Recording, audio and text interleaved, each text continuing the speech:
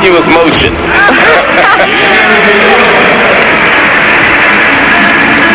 I just try and land double back. They tumble out of them.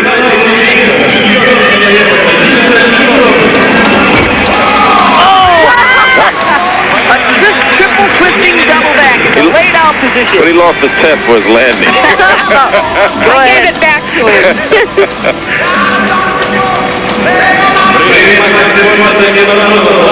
Watch this one. But being a tumbler, he recovered. I would have been in the avalanche.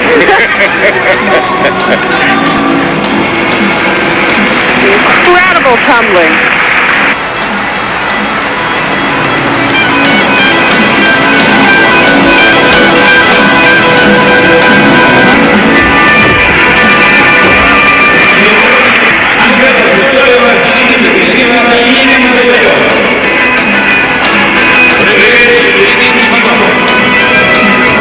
Found off back handspring.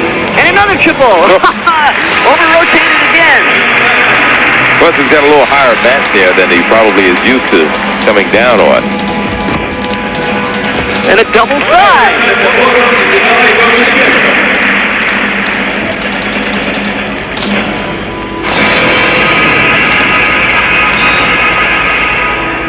This guy's almost off the runway. It's going to be a double whammy here.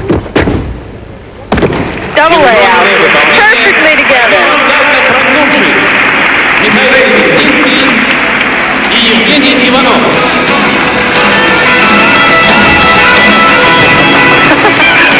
These guys are more outdoors than artistic gymnastics. Our exhibition continues.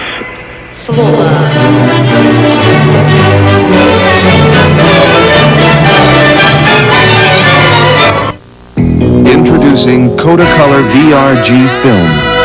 We're all moving to a different rhythm. Our hearts are beating to a different drum. That's what keeps the whole world spinning. And that's what makes the whole world fun. Don't you know we're all part of the color of life? The most accurate, realistic color in print film is here. New Kodacolor VRG. The color of life.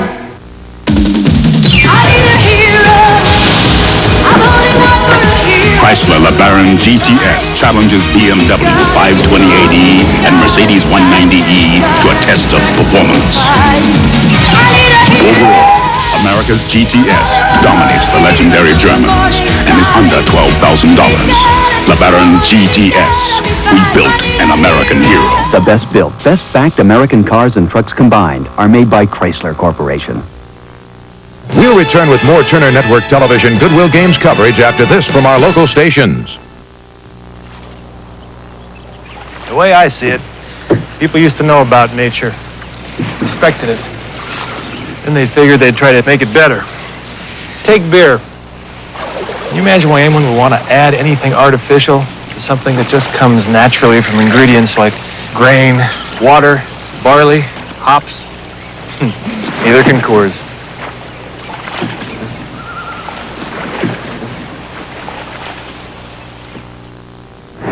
In 1939, Pan Am conquered an ocean. We are proceeding to Europe.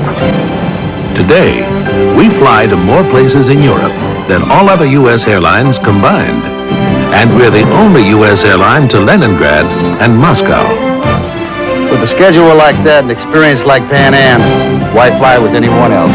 You can't beat the experience. We are proceeding to Europe. Well, the Soviets definitely dominated in rhythmic gymnastics. Tatiana Duchinina scored perfect 10s throughout the entire competition. Lobas was second, and third was a Bulgarian, Filipova. And they were all such beautiful gymnasts. Let's talk about the United States' future in rhythmic gymnastics. It's a relatively new sport as far as the United States is concerned. It is, and I think they learned a lot from this competition. They got to share with the world's best. They saw exactly what they're trying to achieve. They're going to go back home, put in a lot of work. Okay, after 2 days of rhythmic, we started with the men's gymnastics. Bart Connor, again, the Soviets proved their strength, but your impressions? Without a doubt, the Soviets demonstrated. In fact, they all but gave a clinic to the rest of the world on how to do the sport of gymnastics. Yuri Korolyev is the strongest competitor mentally I've ever seen, and I think that shows proof why he dominated this competition. Mogilny, I believe, Valentin Mogilny is probably the best gymnast in the world, and we certainly hope that he will continue to prove that he is technically superior to all the other gymnasts. We've had fantastic crowds, wonderful people supporting these gymnasts, and I think the U.S. team, when they go back home, they really have to take a long, hard look at what the Soviets do to be the best. They have a wonderful system here of bringing the gymnasts along from the very early stages up through championship levels. And I know we work very hard in the U.S., but I'm afraid we're going to need to work just a little bit harder. Well, you talk about schools. Over here, they have sports schools in which classes are put around the gymnastics or the athlete's sports schedule. As we look at a good crowd that's on hand here for this final day, this exhibition.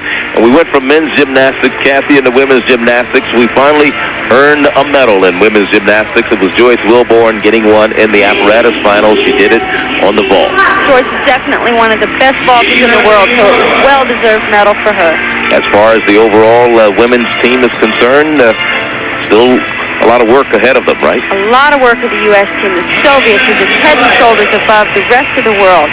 Vera Kolesnikova was the surprise of the competition. She's really not the best gymnast that the Soviets have, but she put together the best performance. And some of their best gymnasts didn't even perform in the Goodwill games. That's what's even more, I guess, frightening, if you want to, for lack of a better word, the Soviet domination. To show the strength of the Soviet team, Yelena Shushanova turns around the next day and wins 3 gold medals. After coming in second in the all-around. In fact, I mentioned that yesterday on the telecast, that this competition is very much like what happened in Los Angeles during the Olympic competition, in that Mary Lou Retton was the surprise winner of the all-around competition, and yet Ekaterina Sabo came back and won 3 of the individual events in the individual event apparatus finals, and in this competition a very similar thing happened. Kolesnikova was a surprise winner of the all-around, and yet Shushanova, who we expected to win the all-around, then came back in the individual event finals to win 3 of the 4 individual pieces of equipment. Again, the final parade of the exhibition members. We've seen an exhibition here. We've seen the Hayden brothers are here. Phil Cahoy, Tim Daggett performed today in the exhibition. Joyce Wilborn, Hope Spivey. And they're all lining up on stage. We've seen rhythmic, artistic, floor exercises, bar routines. We've seen acrobats. We've seen stuntmen working on double parallel bars. We've seen competition for how many times a guy can go around on the pommel horse, trampolines. And this whole parade of athletes, I think, is a wonderful display to show that all of the athletes appreciate each other as athletes, and they would love to perform together and compete against each other. And certainly we hope that the political interference in some of the major international events like the Olympic Games will cease, because this is what it's all about, all of these athletes getting together and supporting and appreciating each other. Now this is one area and one arena in which your differences as far as political differences seem to be broken down. And we've really enjoyed our stay here in the Soviet Union. We've enjoyed our stay here in Moscow. We've enjoyed our gymnastics coverage. And we'd like to congratulate all the athletes who participated, whether they won a medal or not, in all the countries for being here. For Kathy Johnson and Bart Carter, this is Charlie Neal saying again for the final time, so long from the Olympic Sports Complex in Moscow.